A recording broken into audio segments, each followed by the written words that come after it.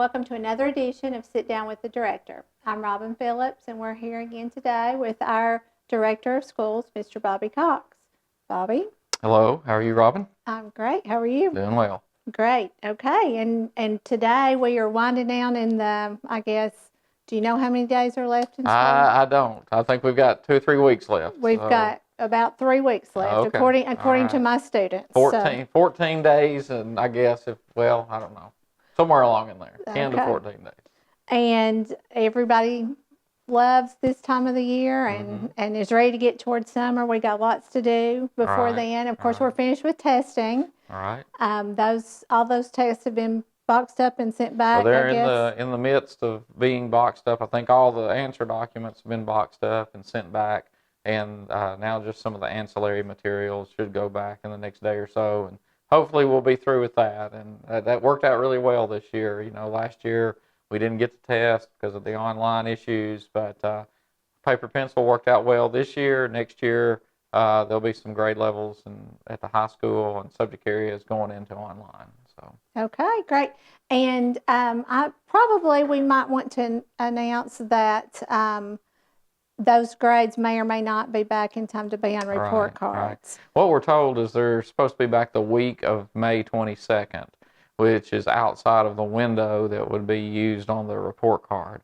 I think the latest they could come back was like the 17th or 18th for us to use them. It had the law states you have to be back within the last 5 days of school. So since we changed our calendar a little bit, then that worked against us on that. But hopefully next year when we go online, they'll be back sooner. So. Okay, great.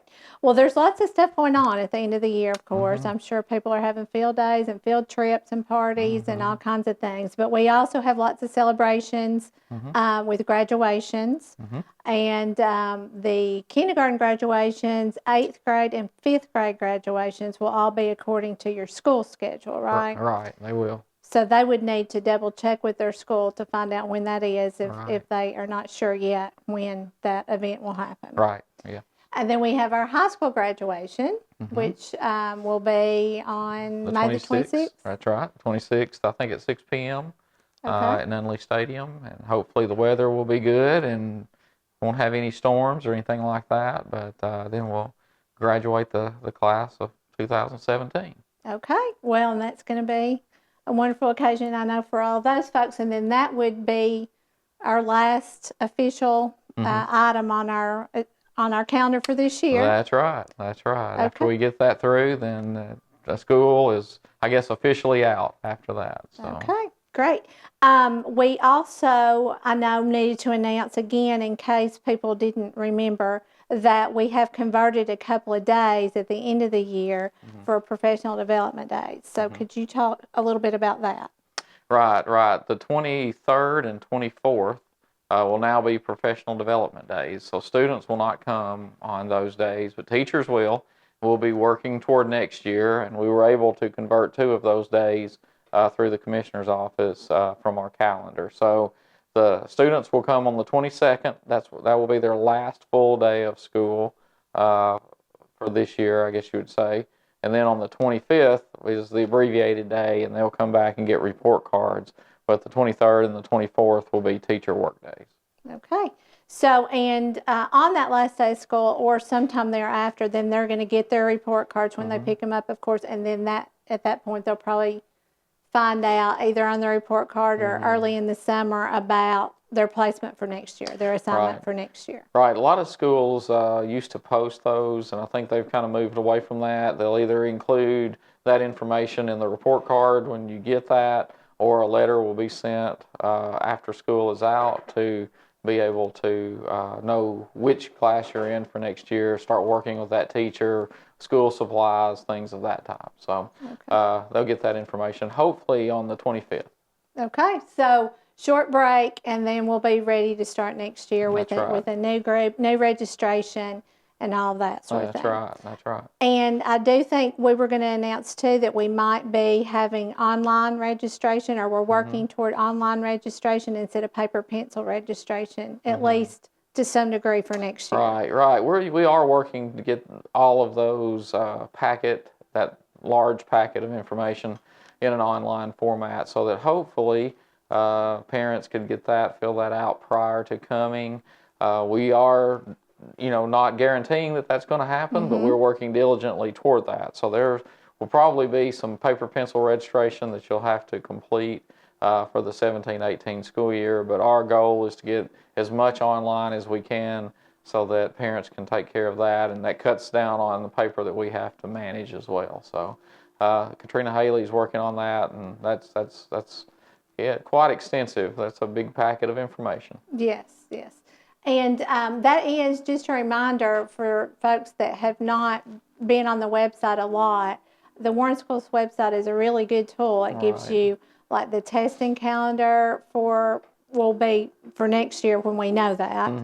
All of our board policies, our calendar, lots of links, lots of resources for parents and students, and just lots of information. So just you might want to keep checking in even over the summer to see about registration and to see if there's any other things you would like to learn about or take advantage of over the summer. Exactly. Right? Exactly. Okay. So, and then we're also, I think this time of the year is budget time. So you've been busy working on the budget. The board's been busy thinking about the budget. So could you tell us a little bit about what's going on with that? Yeah, the budget is something that's, all important, number one, but interesting, for everybody to get involved in. We've been working on that. We did get a little bit extra money this year. Hopefully the board will approve that on Wednesday at some level, and we can send that on to the county commission, we hope, and move through the budget process. But hopefully we're putting, pay raises in of some sort or fashion, whether it be in the salary schedule or on a bonus type pay raise. But we hope that we can, maintain our building programs. That's one of the big issues that I think people have probably seen and are be interested in.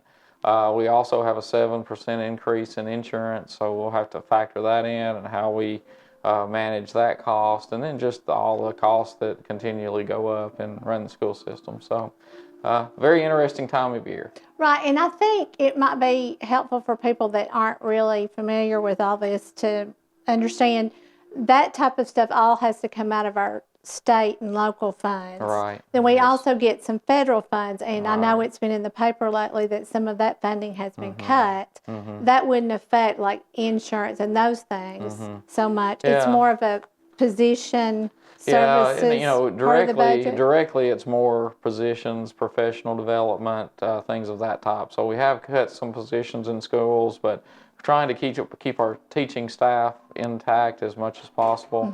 It will affect some benefits because if we do have to budget for those, but hopefully everything will work out and we can keep teaching staff, but we probably will lose a few positions. But I mean, the money is not just, here's your money, it's in different categories. Exactly. And so the category for the insurance and the regular, I guess, salary schedule is different than the building schedule or those federal funds that we were talking about. Right. They have different separated funds for each one of those. Each department, it's categorized out for special education and career technical education and general program funds, and we have benefits, insurance and benefits, within those funds.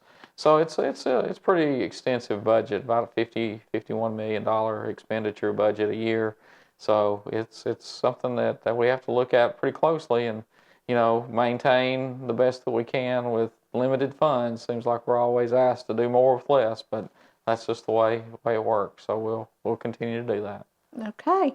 Well, on that happy note, and I know we will make it work. We'll make it work. But we do, again, everybody else is winding down and getting ready for summer, but we do still have, we wanted to mention the summer programming that we do have, and some things maybe that parents would want to do, even if they're not doing a summer program through Warren County Schools. They can always go to the libraries. I know the Downtown Magnus Library and Morrison both have excellent reading programs in the summer. The schools have reading programs through their schools, and there's just several different opportunities to keep learning over the summer. Right, right. Did you want to talk a little bit about the specific programs we have with Read to Be Ready or Sure, mine? sure. We have a Read to Be Ready grant this summer, so we'll be offering some programming this summer during the month of June for students in selected schools. It's a smaller grant, but at least we can continue to offer services with literacy and reading. We have an online program that's free. All schools have access to that. It's called MyOn. It's an online reading program. We've had it for 2 or 3 years and had great success with it. So for that information, you need to contact your child's school, and they can give you the information about how to log in and access the online reading program. And that's more or less a online library. Yes, so yes. it's like a Kindle or something like. I mean, Right. it's not that, but it's you pick your book. Like you would Right. check out what you're interested in reading and be able to read it for free. Right. And also get, I guess, be able to take some AR point Yeah. tests on it if you wanted to do that. Yes. Yeah, so that's a couple of the programs, and then you mentioned that the libraries are always open at least one day a week. So we just want to continue to urge parents and students to continue to read over the summer, so they don't lose, in the summer. And that summer slide, we always hear about the summer slide. So we don't want our students to slide backwards. We want them to keep reading and to stay engaged. And I know that's a little bit hard during the summer. There's a lot of things going on, and everybody needs a little break. But they can still read at some point or at some level and try to, stay in the groove, I guess you'd say, before school starts. Okay. Well, that sounds great. Sounds like there are lots of opportunities, even just being, out in nature and going on sure. hikes, any kind of experience they can have. But if they can Yes. supplement that with maybe a little reading along the way, that certainly helps That's always prevent that helps. summer slide, so they say, as they speak of it. Yes, that's So- it. That's true. Okay, well, we appreciate you talking to us a little bit Sure. about what's going on and appreciate you tuning in. Hope everyone has a great summer.